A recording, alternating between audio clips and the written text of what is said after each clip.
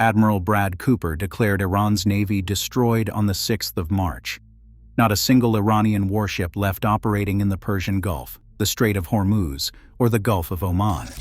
Over 60 vessels sunk or crippled, 3 submarines trapped in shattered pens. The fastest destruction of a national fleet since the Falklands War. The White House used 2 words to describe it: combat ineffective. 12 days later, the Strait of Hormuz is still closed. Oil prices have surged past $126 a barrel.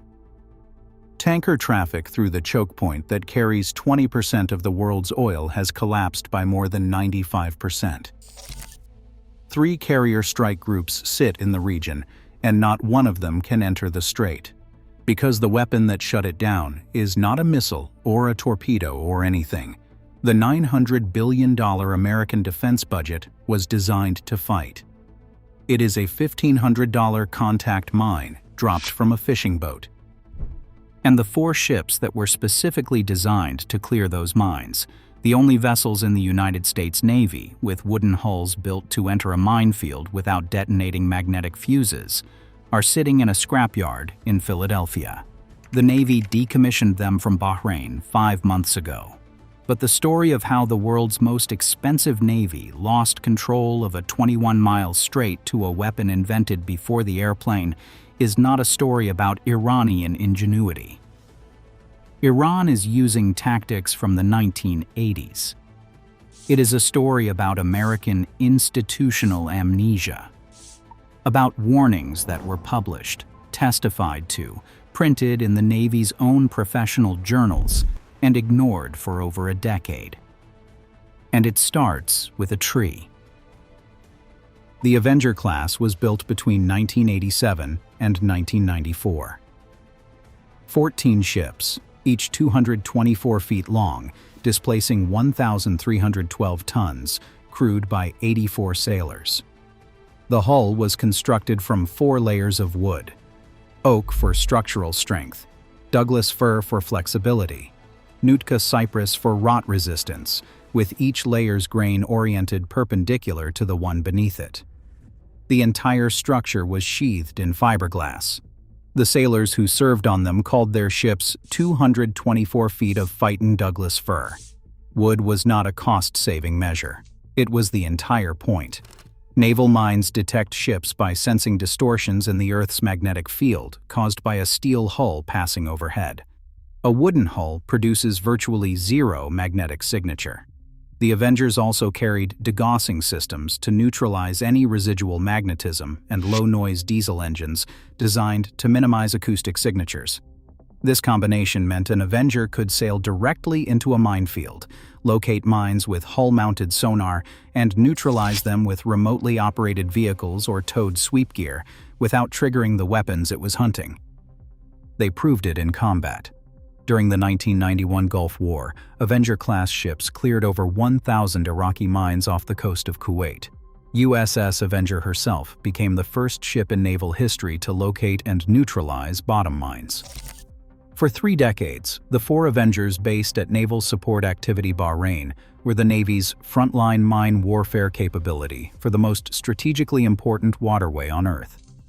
But in the fall of 2025, the Navy decided their time was up.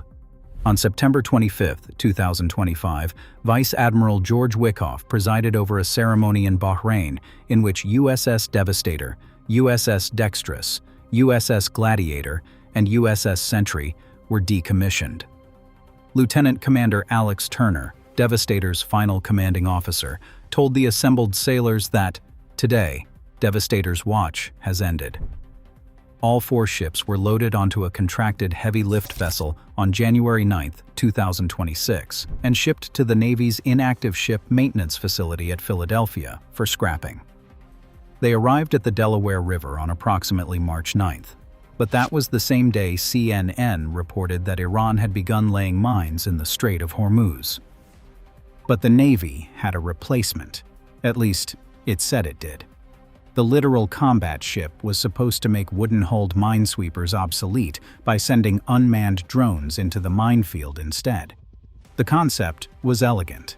The execution was one of the most expensive procurement disasters in American military history. Over $28 billion went into the Littoral Combat Ship program. Life cycle costs ballooned from $38 billion to over $60 billion. Congress was told it would produce a modular warship that could swap mission packages in hours, transforming from a minesweeper to an anti-submarine hunter to a surface combatant at a moment's notice. A 2012 Navy wargame found that module swaps actually took weeks.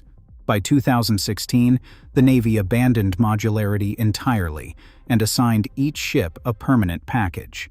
The anti-submarine module was canceled outright. Its mine countermeasure module was supposed to replace the Avengers. It included an unmanned surface vehicle towing a mine-hunting sonar, an unmanned underwater vehicle called the Knifefish for detecting buried mines, and an unmanned influence sweep system that mimics ship signatures to trigger mines at a safe distance. But the centerpiece was the remote multi-mission vehicle built by Lockheed Martin. After 17 years and $706 million in development, it was canceled in February 2016.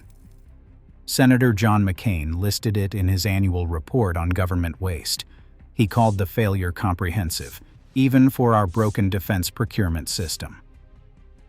But the problems went far deeper than one canceled drone.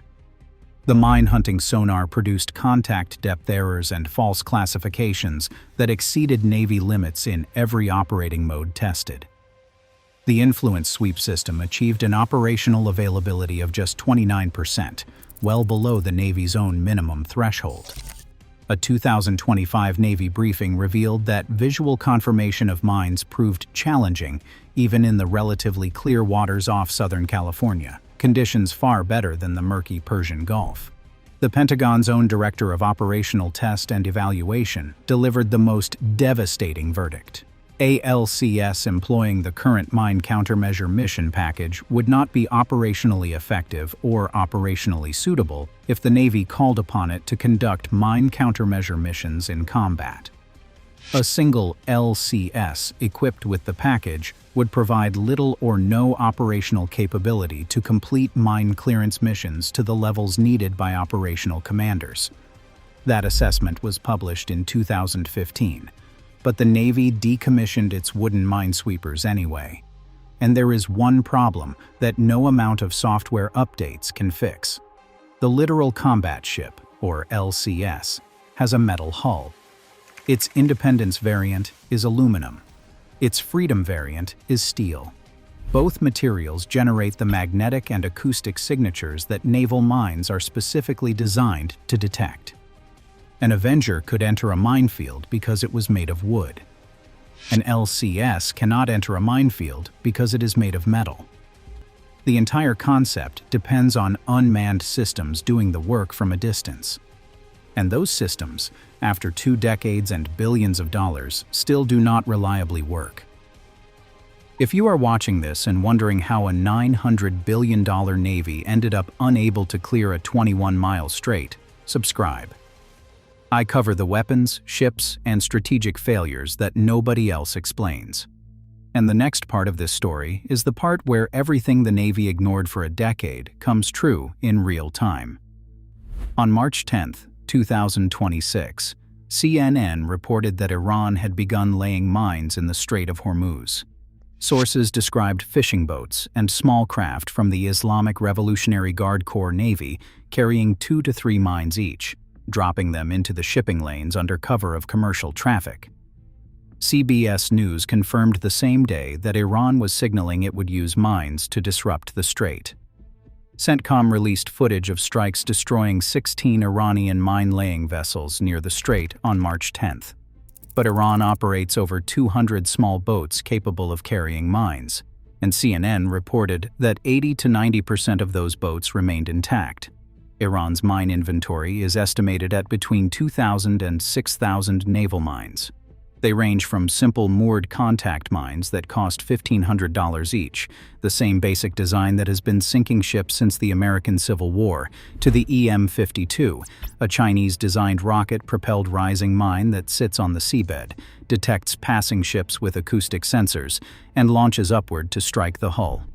In January 2025, Iranian state television revealed a truck-mounted system called the Fajr-5 that can deploy mines from shore at a range of 80 to 100 kilometers without putting a single vessel in the water. The scale of that inventory is staggering. The effect was immediate and total. Before the war, roughly 77 ships per day crossed the strait. On March 3rd, 4 vessels crossed. On March 11th, there were 2 outbound crossings and 0 inbound. Lloyd's List. Intelligence reported that just 77 ships crossed in the first 12 days of March, compared to 1,229 in the same period the previous year. Tanker traffic collapsed by more than 95%. But critically, no vessel has been confirmed struck by a mine as of mid-March. The mines did not need to detonate. The threat alone was enough. Major insurance companies canceled war risk coverage for the entire Gulf region. Without insurance, commercial shipping cannot legally operate. The mine's real weapon is not the explosive, it is the doubt. Oil prices tell the rest of the story. Brent crude sat at $70 a barrel before the war. By March 8th, it passed $100 for the first time in 4 years. It peaked above $126. Dubai crude hit an all-time record above $150. The International Energy Agency called it the largest supply disruption in the history of the global oil market. But the Department of Energy released 172 million barrels from the Strategic Petroleum Reserve, and it was not enough. Meanwhile, the math of asymmetric warfare played out exactly as analysts had predicted for decades.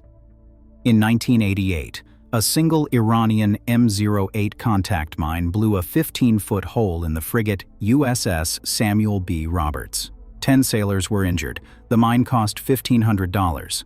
The repair bill was $89.5 million. That is a return on investment of 64,000 to 1. In 1991, 2 mines struck USS Tripoli and USS Princeton on the same morning off Kuwait.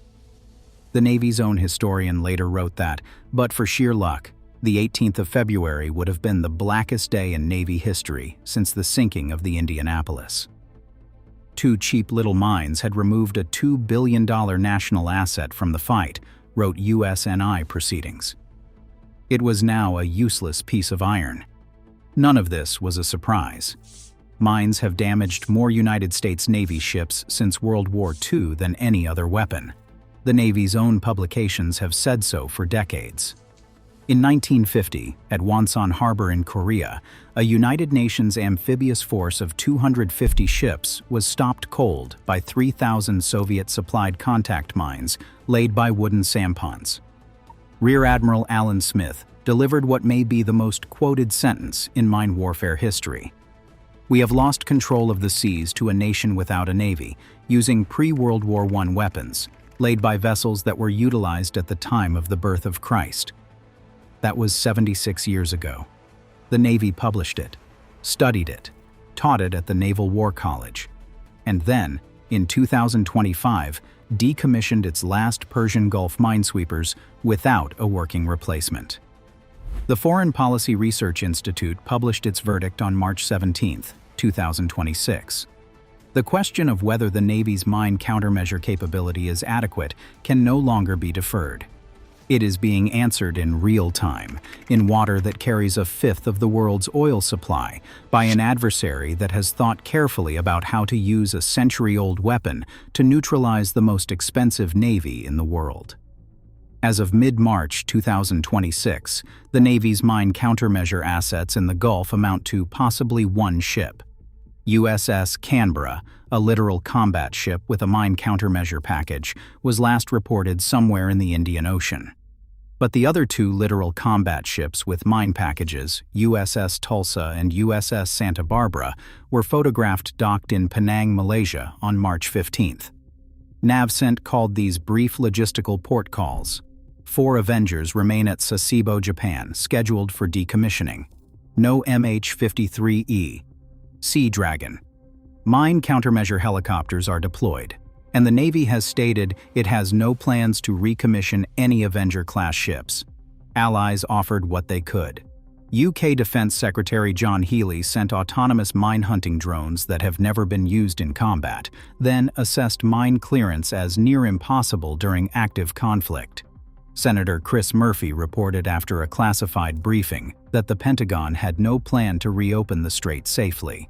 Energy Secretary Chris Wright said 5 words that summarized the entire situation: "We are simply not ready." On September 25, 2025, Lieutenant Commander Alex Turner handed out pieces of Douglas fir to the sailors who had served aboard USS Devastator. He told them to carry the legacy. 5 months later, the Strait of Hormuz was mined. 20% of the world's oil was trapped behind it. Oil prices doubled, insurance markets collapsed, and the 3 aircraft carriers in the region could not enter a 21-mile waterway because the weapons that were closing it cost less than a used car. The Navy can put a Tomahawk cruise missile through a window from 1,000 miles away. It can track every Iranian warship from space. It destroyed an entire national fleet in 72 hours. And it cannot clear a minefield because it scrapped the only ships that could, shipped them to a scrapyard in Philadelphia, and replaced them with metal-hulled ships that their own test director said would provide little or no operational capability. Iran's navy is gone. The strait is still closed. And the minesweepers are sitting on the Delaware River, 224 feet of Douglas fir, waiting to be cut apart.